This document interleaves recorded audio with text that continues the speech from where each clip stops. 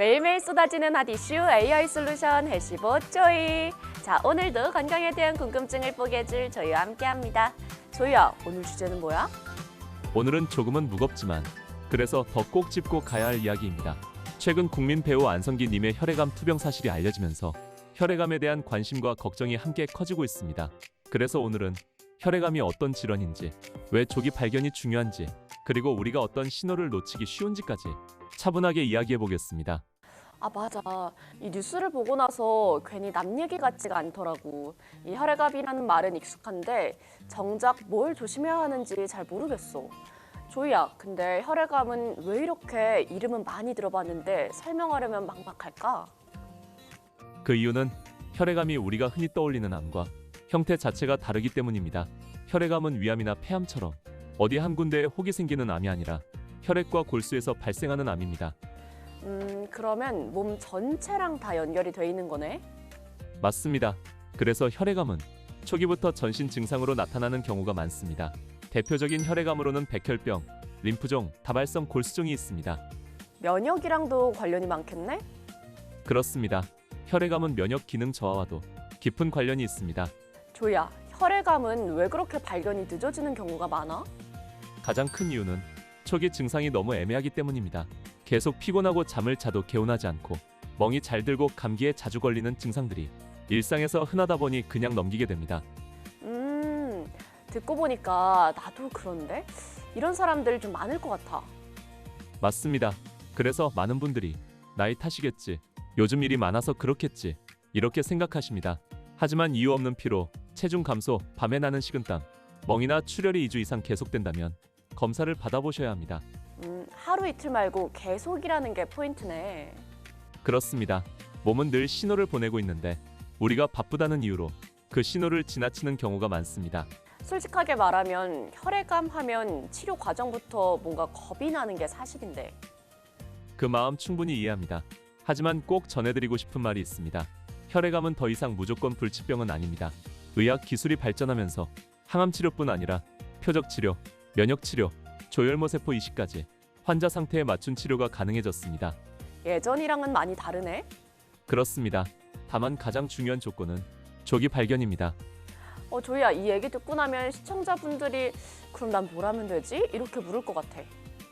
아주 현실적인 질문입니다.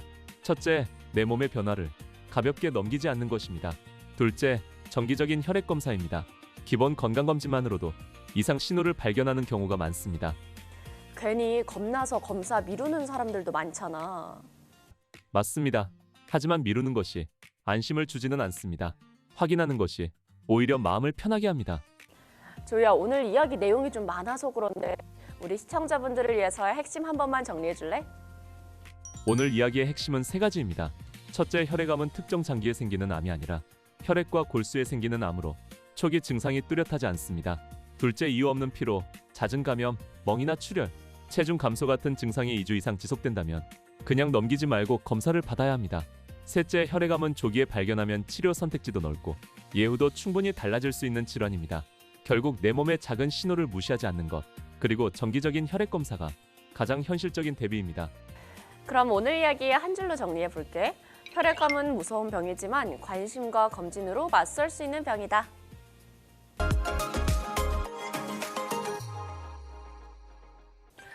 매일매일 쏟아지는 핫 이슈 AI 솔루션 해시보 쪼이. 조이야, 이번 주제는 뭐야? 오늘은 정말 많은 분들이 지금 이 순간에도 마시고 있을 이야기입니다. 매일 습관처럼 마시는 음료 하나가 장기적인 뇌 건강, 그리고 치매 위험까지 좌우할 수 있다는 연구 결과가 나왔습니다. 음료 하나로 치매까지 연결이 된다고 하니까 좀 놀라운데 어떤 얘기야? 최근 국내 연구진이 영국의 대규모 인구 연구 자료를 분석했는데 설탕이 들어간 음료를 자주 마시는 경우 치매 위험이 크게 높아진다는 결과가 나왔습니다. 반대로 같은 음료 한 잔을 무가당 커피나 차로 바꾸는 것만으로도 치매 위험이 의미 있게 낮아졌습니다. 잠깐만. 그럼 이게 특별한 치료나 약 얘기가 아니라 진짜 우리가 매일 마시는 음료 얘기인 거네. 맞습니다. 그래서 더 주목을 받는 연구입니다. 치매 예방이 거창한 치료가 아니라 오늘 마시는 한 잔의 선택에서 시작될 수 있다는 메시지를 던지고 있습니다. 그 연구가 얼마나 큰 규모였길래 이렇게 얘기할 수 있는 거야? 연구진은 영국 바이오뱅크라는 대규모 데이터베이스를 활용했습니다. 40세에서 69세 사이의 성인 약 50만 명을 대상으로 10년 이상 추적 관찰한 자료입니다. 연구진은 이 사람들을 커피, 차우유, 주스, 그리고 설탕이 들어간 음료, 이렇게 음료 섭취 유형별로 나눈 뒤 전체 치매, 알츠하이머형 치매, 혈관성 치매 발생률을 비교 분석했습니다. 그래서 이 설탕 음료를 마시면 정말 치매 위험이 올라갔어? 결과는 꽤 분명했습니다. 설탕이 들어간 음료를 자주 마시는 집단은 거의 마시지 않는 집단에 비해 전체 치매 발생 위험이 무려 61% 더 높았습니다. 61%면 생각보다 훨씬 큰 수치다. 맞습니다. 단순히 조금 높아진 수준이 아니라 의미 있게 높아진 수치입니다. 반면 무가당 커피와 차는 정반대의 결과를 보였습니다. 커피를 마시는 사람은 전혀 마시지 않는 사람보다 전체 치매 위험이 하루 한 잔 미만일 때도 24%, 하루 한 잔 이상 마시면 최대 37%까지 낮아졌습니다. 차 역시 비슷한 감소 효과를 보였습니다. 그러면 이 커피나 차를 많이 마시면 무조건 좋은 거야? 그렇게 단순하게 보기는 어렵습니다. 이번 연구에서 특히 주목할 부분은 대체 분석이라는 방식입니다. 쉽게 말하면 무엇을 더 마시느냐가 아니라 무엇을 무엇으로 바꾸느냐를 본 겁니다. 예를 들어 하루 한 잔의 설탕 음료를 무가당 커피로 바꾸면 치매 위험이 얼마나 달라지는지 이걸 분석한 겁니다. 그건 진짜 현실적인 분석이다. 맞습니다. 그래서 더 의미가 있습니다. 그 결과 하루 한 잔의 설탕 음료를 무가당 커피로 바꾸면 전체 치매 위험이 최대 23% 감소했고 차로 바꾸면 19% 줄어들었습니다. 그럼 반대로도 받겠네? 그렇습니다. 커피나 차를 설탕 음료로 바꿨을 경우에는 치매 위험이 12에서 18%까지 다시 높아졌습니다. 이건 진짜 지금 당장 실천할 수 있는 얘기라서 더 와닿아. 그래서 신경과 전문의들도 이번 연구가 치매 예방 전략에 아주 실질적인 메시지를 준다고 평가합니다. 특정 음료를 무조건 더 마시라고 권하는 게 아니라 일상적으로 마시는 음료를 무엇으로 대체하느냐가 중요하다는 점을 보여줬기 때문입니다. 치매 얘기하면 보통 나이 많은 사람 얘기처럼 느껴지잖아. 근데 이 연구도 중년을 대상으로 한 거지? 맞습니다. 연구 대상은 중년층이었고 치매 분야에서는 중년기의 생활 습관을 특히 중요하게 봅니다. 치매는 어느 날 갑자기 생기는 병이 아니라 오랜 시간 쌓인 생활 습관의 결과이기 때문입니다. 그러면 중년 때 마시는 음료 습관이 나중에 영향을 줄 수 있다는 거네. 그렇습니다.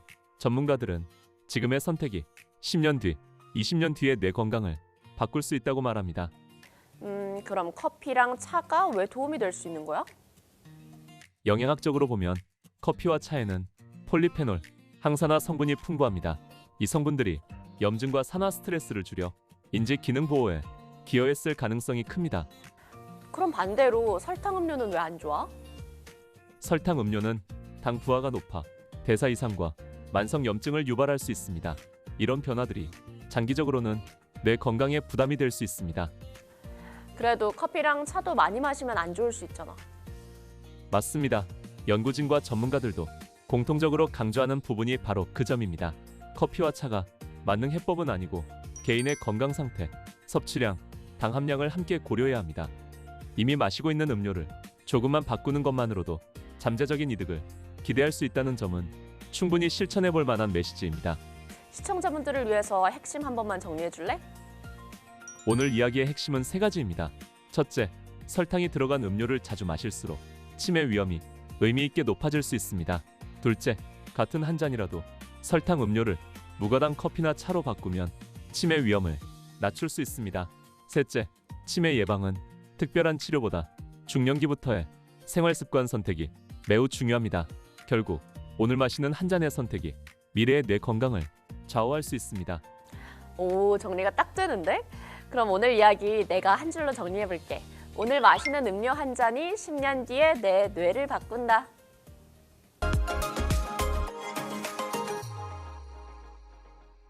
매일매일 쏟아지는 핫 이슈 AI 솔루션 헬시보 조이. 조이야, 이번 주제는 뭐야? 오늘은 많은 분들이 지금 이 순간에도 하고 있는 습관에 대한 이야기입니다.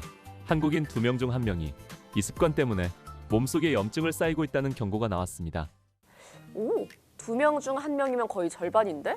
도대체 어떤 습관이길래 그래? 바로 운동 부족입니다.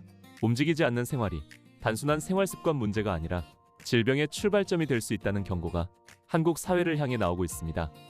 오, 운동 부족 얘기는 많이 들어왔지만 이렇게까지 심각한 상황인 거야? 숫자를 보면 더 분명해집니다. 보건복지부 자료에 따르면 우리나라 성인의 세계보건기구 신체 활동 권장치 미달률이 52%를 넘습니다. 세계 평균보다 훨씬 높은 수치입니다. 그러면 절반 이상이 최소한의 움직임도 못 채우고 있다는 거잖아. 맞습니다. 세계보건기구는 일주일에 중강도 신체 활동 150분 또는 고강도 활동 75분 이상을 권고합니다. 빠르게 걷기, 가벼운 등산, 집안 청소, 천천히 자전거 타기 같은 일상 속 움직임도 충분히 포함됩니다. 근데 그런 활동들이 운동으로는 좀 잘 안 느껴지긴 해.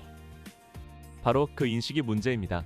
한국 사회에서는 운동을 따로 시간을 내서 헬스장에 가야 하는 것으로 생각하는 경향이 강합니다. 그러다 보니 생활 속 움직임은 운동에서 제외되고 앉아있는 시간만 계속 늘어납니다. 생각해보면 하루 종일 앉아있는 시간이 정말 많아. 전문가들도 한국을 지나치게 오래 앉아있는 사회라고 진단합니다. 승강기, 배달 문화, 장시간 스마트폰 사용, 사무직 중심의 노동 환경이 움직임을 구조적으로 줄이고 있습니다. 그럼 이게 몸속 염증이랑은 어떻게 연결이 되는 거야? 몸을 움직이지 않으면 염증을 꺼줄 기회를 몸이 잃게 됩니다. 신체 활동은 염증을 조절하는 아주 중요한 역할을 합니다. 움직임이 줄어들수록 염증 반응은 몸속에 계속 쌓이게 됩니다. 염증이 쌓이면 어떤 문제가 생기는데? 만성 염증은 당뇨병, 심혈관 질환, 암치매 같은 여러 질환의 공통 위험 요인입니다. 몸속에서 불이 계속 꺼지지 않는 상태라고 생각하시면 됩니다. 그럼 특히나 더 위험한 사람들도 있겠네. 그렇습니다. 신체 활동 부족은 여성과 고령층에서 더 두드러집니다. 여성의 경우 가사와 돌봄 노동이 운동으로 인정받지 못하는 문화적 요인이 작용합니다. 실제로는 많이 움직이지만 건강을 위한 운동으로는 평가받지 못합니다. 고령층은 왜 더 위험해? 나이가 들수록 근육량이 빠르게 줄어듭니다. 이 시기에 활동량까지 감소하면 건강 격차는 더 빠르게 벌어집니다. 그래서 60대 이후에는 운동량보다 계속 움직이는 습관이 훨씬 중요합니다. 그런데 이 운동 부족이 과식이랑 만나면 더 안 좋다는 얘기도 있잖아. 맞습니다. 전문가들이 특히 경고하는 부분입니다. 먹는 에너지는 늘고 쓰는 에너지는 줄어들면 그 부담은 췌장과 혈관이 그대로 떠안게 됩니다. 이 상태가 반복되면 혈당 스파이크가 잦아지고 당뇨병과 대사질환 위험이 크게 높아집니다. 비만도 그냥 살이 찐 문제는 아니겠다. 그렇습니다.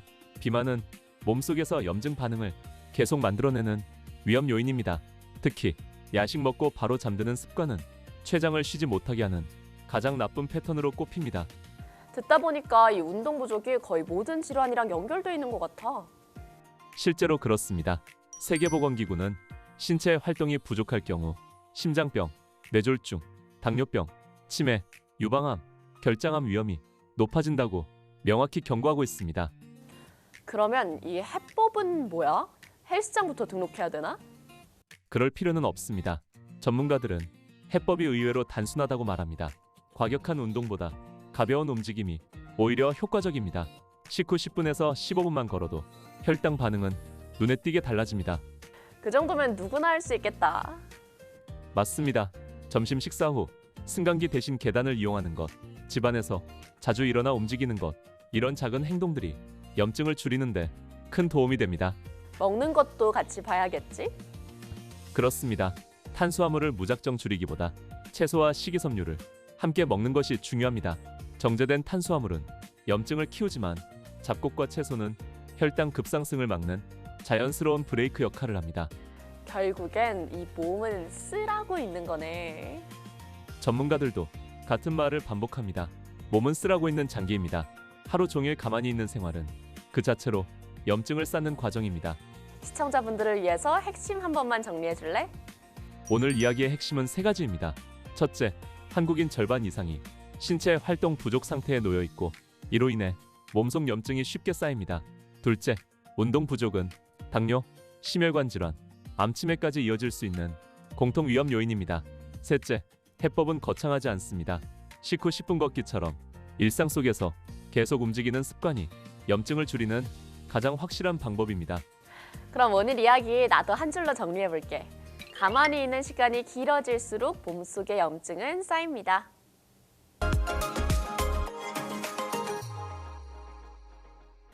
매일매일 쏟아지는 핫 이슈 AI 솔루션 헬시보 쪼이. 쪼이야, 이번 주제는 뭐야? 오늘은 많은 분들의 상식을 완전히 뒤집을 수 있는 이야기입니다. 살찔까봐 일부러 피했던 음식이 오히려 치매 위험을 낮출 수 있다는 연구 결과가 나왔습니다. 살찔까봐 피했던 음식이 치매 예방이라고? 이건 진짜 귀가 좀 솔깃한데? 뭐야 그게? 바로 고지방 치즈와 고지방 크림입니다. 지방 함량이 높은 유제품이 장기적으로 치매 위험을 낮출 수 있다는 분석 결과가 나왔습니다. 잠깐만. 치즈나 크림 하면 보통 다이어트 할 때 제일 먼저 끊는 음식 아니야? 맞습니다. 그동안 고지방 유제품은 체중 증가나 심혈관 건강에 부정적일 수 있다는 인식이 강했습니다. 그런데 이번 연구는 모든 고지방 유제품이 같은 역할을 하는 것은 아니라는 점을 보여줍니다. 이 연구는 어디서 나온 거야? 스웨덴 룬드대학교 에밀리 소네스테트 교수 연구팀의 연구입니다. 이 결과는 미국 신경학회가 발행하는 국제 학술지 신경학에 게재됐습니다. 학술지까지 실렸다면 꽤 신뢰도가 있는 연구겠네. 연구 규모도 상당합니다. 연구팀은 평균 나이 58세인 스웨덴 성인 2만 7천여 명을 대상으로 무려 25년 동안 식습관과 치매 발생을 추적 관찰했습니다. 참가자들은 7일간 식사 일지를 작성하면서 치즈, 크림, 우유, 요구르트 같은 유제품을 얼마나 자주 어떤 방식으로 먹었는지를 상세히 기록했습니다. 그 결과 추적 기간 동안 3,000명 넘는 사람이 치매 진단을 받았습니다. 그래서 고지방 치즈를 먹은 사람들이 진짜로 달랐어? 분명한 차이가 있었습니다. 지방 함량 20% 이상인 고지방 치즈를 하루 50g 이상 섭취한 사람은 하루 15g 미만 섭취한 사람보다 전체 치매 위험이 13% 낮았습니다. 특히 혈관성 치매에서는 차이가 더 컸습니다. 혈관성 치매 위험이 무려 29% 낮아졌습니다. 그럼 알츠하이머는 어때? 알츠하이머병의 경우에는 조건이 하나 붙습니다. 치매 위험과 관련된 유전자 변이 아포이2포를 가지고 있지 않은 사람들에서 고지방 치즈 섭취 시 치매 위험이 의미 있게 낮아졌습니다. 유전자에 따라 차이가 있을 수 있다는 거네. 맞습니다. 그래서 이 연구 결과를 모든 사람에게 똑같이 적용해서 받아들이기는 어렵습니다. 그럼 고지방 크림은? 고지방 크림도 비슷한 경향을 보였습니다.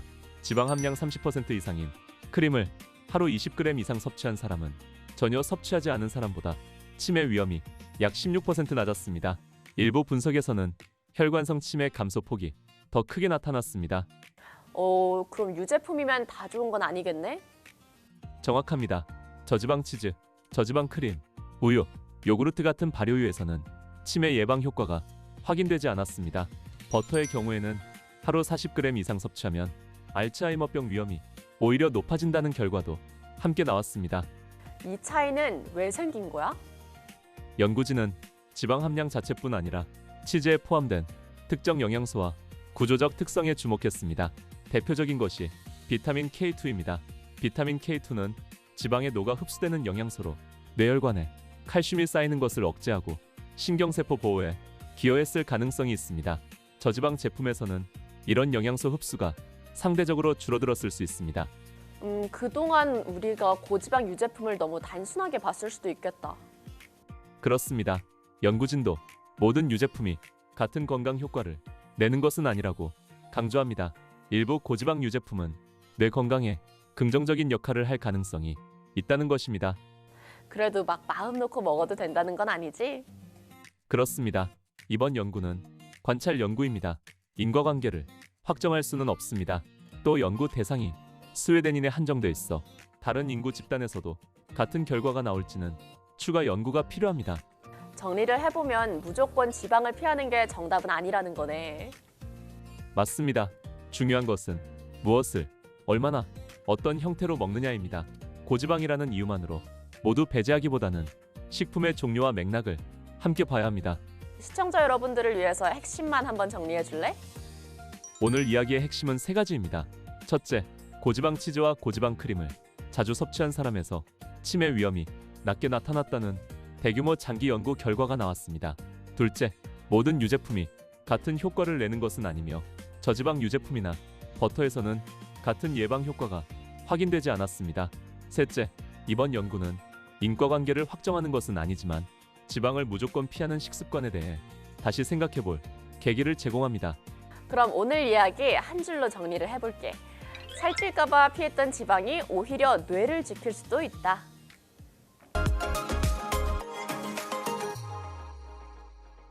매일매일 쏟아지는 핫 이슈 AI 솔루션 헬시보 쪼이. 쪼이야, 이번 주제는 뭐야? 올해 가장 뜨거운 건강 키워드 중 하나, 바로 저속노화입니다. 말은 많이 들어봤는데 막상 뭐부터 해야 할지 막연한 분들 정말 많습니다. 오, 맞아. 이 저속노화라고 하니까 뭔가 좀 특별한 거 해야 될 것 같고 돈도 많이 들 것 같고 솔직히 좀 부담되거든. 그런 오해가 많습니다. 하지만 저속노화는 젊어지는 걸 의미하지 않습니다. 노화를 없애는 것도 아닙니다.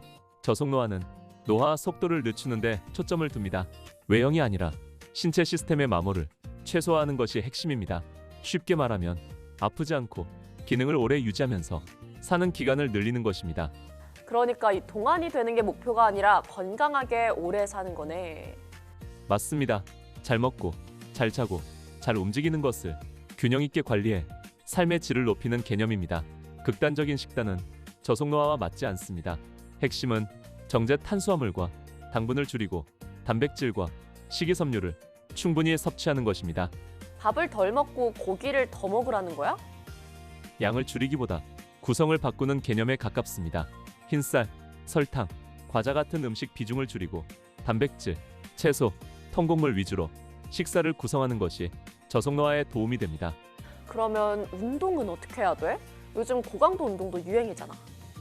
저속노화에서 가장 조심해야 할 부분이 바로 무리한 운동입니다. 지나친 고강도 운동은 오히려 부상과 염증을 늘려 노화를 앞당길 수 있습니다. 그럼 운동을 안 하는 게 낫나? 그렇지 않습니다. 운동은 필수입니다. 다만 저중강도로 꾸준히 하는 것이 중요합니다. 꼭 기억하셔야 할 4가지 방향이 있습니다. 유연성, 균형 능력, 유산소, 근력, 이 4가지를 고루 챙기는 것이 핵심입니다. 먼저 유연성 운동입니다. 스트레칭을 동작마다 15초에서 30초 정도 천천히 유지합니다. 팔다리, 어깨, 허리, 무릎처럼 평소 잘 쓰지 않는 부위를 부드럽게 풀어주는 것이 좋습니다. 호흡과 함께하면 효과가 더 좋습니다. 오, 이건 매일 해도 되겠다. 맞습니다. 다음은 균형 운동입니다. 한 발로 서기, 발끝이나 발꿈치로 걷기, 뒤로 걷기, 앉았다 일어서기 같은 간단한 동작들이 도움이 됩니다. 각 동작을 15초에서 30초 정도 유지하면 충분합니다. 유산소는 얼마나 해야 돼? 한 번에 30분 이상이 이상적이지만 힘들다면 10분씩 나눠서 여러 번 해도 됩니다. 걷기, 자전거, 수영처럼 숨이 약간 찰 정도면 충분합니다. 중요한 건 1시간을 넘기지 않는 것입니다. 근력 운동은 헬스장을 꼭 가야 돼? 꼭 그렇지는 않습니다. 자기 몸무게를 이용한 운동도 충분히 도움이 됩니다. 한 부위당 10에서 15회 정도 반복할 수 있는 강도로 2에서 3세트가 적당합니다. 횟수보다 자세가 더 중요합니다. 그럼 운동도 결국 꾸준함이네. 그렇습니다. 전문가들도 짧고 강하게 하는 것보다 오래 꾸준히 하는 게 저속노화의 핵심이라고 말합니다. 유연성과 균형 운동은 매일, 유산소는 주 3에서 5일, 근력은 주 2에서 3일이면 충분합니다. 수면도 중요하다던데? 저속노화에서 수면은 가장 중요한 요소 중 하나입니다. 잠을 제대로 못 자면 면역력이 떨어지고 혈당과 식욕 조절이 어려워집니다. 치매 위험도 높아질 수 있습니다. 시청자분들을 위해서 핵심 한 번만 정리해 줄래? 오늘 이야기의 핵심은 3가지입니다. 첫째, 저속노화는 젊어지는 것이 아니라 노화 속도를 늦추고 건강한 삶의 기간을 늘리는 개념입니다. 둘째, 단백질 중심 식단, 무리하지 않는 운동, 규칙적인 수면이 저속노화의 기본입니다. 셋째, 몸 관리뿐 아니라 긍정적인 마음가짐과 생활 패턴 전체를 함께 관리해야 진짜 저속노화가 됩니다. 그럼 오늘 이야기 나도 한 줄로 정리해 볼게. 이 저속노화는 특별한 비법이 아니라 지금의 삶을 조금 더 잘 사는 방법이다.